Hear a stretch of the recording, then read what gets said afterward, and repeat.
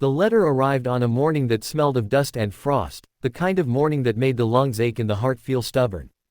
Caleb Holt stood at the kitchen table with the envelope between his fingers, staring at the careful handwriting as if it might leap up and accuse him. He had not expected to feel fear at the sight of a woman's name. He had expected relief, maybe gratitude, something practical. What he felt instead was a tightening in his chest, a warning he ignored. Her name was Eliza Rowan. He had sent for her because the ranch needed a woman. Not love, not companionship, just a presence that could keep the house from echoing and perhaps one day give him children who would know the land. His sister had insisted he was growing hollow, that the wind was the only thing he talked to. So he wrote a letter to an agency with plain words and plain promises, and they sent him Eliza. When the stagecoach finally arrived, Caleb stood on the porch with his hands shoved deep in his pockets. The horses stamped and snorted. Dust rose and settled. Then she stepped down, and for a moment the world seemed to tilt. Eliza was not what he had imagined. She was smaller, for one thing, wrapped in a faded blue coat, her dark hair pinned back in a way that suggested care taken even in hardship. Her eyes were the color of rain-soaked earth. She looked at him not with hope, but with a steady kind of curiosity, as if she had learned not to expect too much. "You are Mr. Holt," she said, her voice soft but clear. He nodded. The words he had practiced vanished. He could think only of the scar along her jaw, pale and thin, and how it hinted at a story he had no right to ask for. They ate in silence that first night. The house creaked around them, unfamiliar with two people at the same table. Eliza thanked him for the meal, washed her plate without being asked, and asked where she should sleep. "The guest room," he said. It came out harsher than he meant. She paused, then nodded. "Of course." Caleb watched her disappear down the hall and felt an irrational surge of anger. He told himself it was irritation at his own unease. He told himself this arrangement was meant to be simple.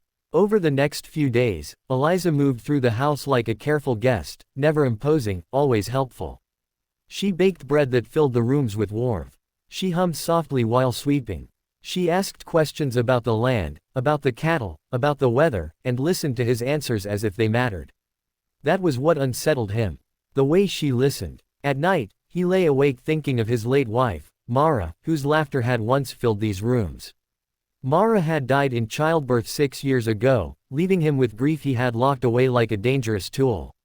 He had told himself he would never feel that kind of loss again. He had told himself he was done with love. On the fourth evening, after a long day mending fences, he came in to find Eliza standing at the window, tears sliding silently down her cheeks. "What is it?" he asked, the concern escaping before he could stop it. She wiped her face quickly, embarrassed. "I am sorry. I was just thinking of home." "You can write to them," he said, too quickly. "I will see that it is sent." She turned to him, surprise flickering across her features. "Thank you. That is kind." Kindness was not what he had intended to offer. It felt dangerous. That night, he barred the door to the guest room. He told himself it was to protect her. He told himself the world was cruel. He did not admit the fear that whispered he might want more than he had asked for. Eliza noticed, of course. She noticed everything. The next morning, she did not mention it. She moved with a new quietness, as if she were already preparing to leave. By the end of the week, the tension between them had become a living thing. Caleb caught himself watching her hands as she kneaded dough, the strength in them, the grace. He caught himself imagining what it would be like to reach for her in the dark. He hated himself for it. On the 7th night, he found her sitting at the table with her coat folded neatly beside her. A small bag rested at her feet. "I will leave at dawn," she said, her voice steady though her hands trembled. His heart thudded painfully. "Leave." The word echoed in him. "Why?" he demanded, anger flaring like a shield. She met his gaze, and something raw and honest shone there. "Because I am not wanted here. Not truly. I will not stay where I am a burden." "You are not a burden," he snapped. She smiled sadly. "You barred the door, Mr. Holt. You barely speak to me. You look at me as if I am a mistake you regret." The truth of her words struck him harder than any blow. He turned away, fists clenched. "You do not understand," he said. "You do not know what I have lost." She stood, the chair scraping softly.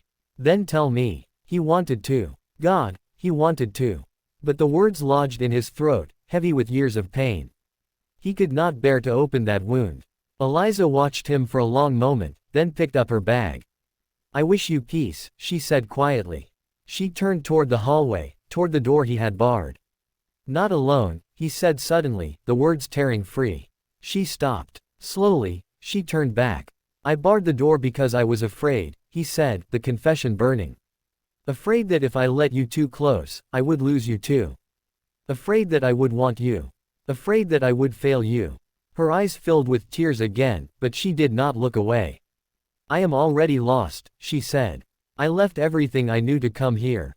I came because I believed there could be something more than survival. I do not need perfection. I need honesty." Silence stretched between them, fragile and alive. Caleb crossed the room in 3 strides and unbarred the door. The sound echoed like a promise. He turned back to her, his chest aching.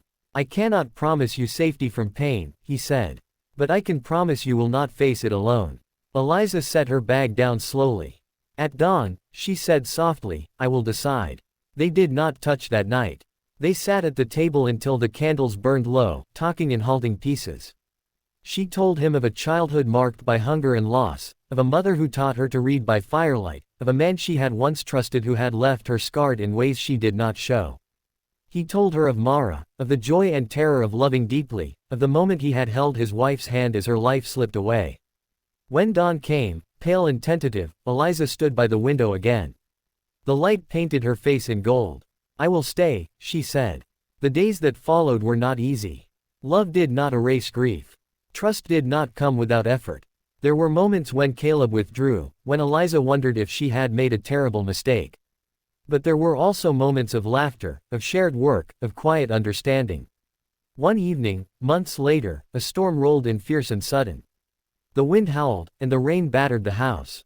The power failed, plunging them into darkness. Caleb lit a lamp, his hands steady now. Eliza moved closer, her shoulder brushing his. Without thinking, he reached for her hand. She squeezed his fingers, grounding him. In that moment, he understood that love was not the absence of fear, but the courage to face it together. The next spring, when the land bloomed and the cattle grew fat, Caleb stood beside Eliza on the porch. The future stretched before them, uncertain and bright. "I am glad you stayed," he said. She leaned into him, her head against his chest. "I am glad you opened the door." The wind carried their shared breath across the fields, a quiet testament to what had been lost and what had been found.